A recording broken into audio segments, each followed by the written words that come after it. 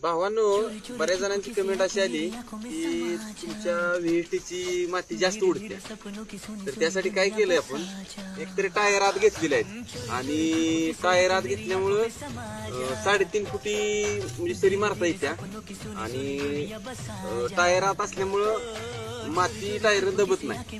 आणि त्यासाठी आपण दुसरं एक जुगाड केलंय, या इकडे दाखवतो बघा. तुमची रेग्युलर पट्टी ह्या पट्टीच्या समोर हिथं बसत्या, तर आपण त्याला काय केलंय, हिथं जागा रिकामी असत्या तर हिथं एक्स्ट्रा ही पट्टी बसण्यासाठी आपण डबी एक्स्ट्रा मारल्या आणि बघा ही रिकामी असत्या.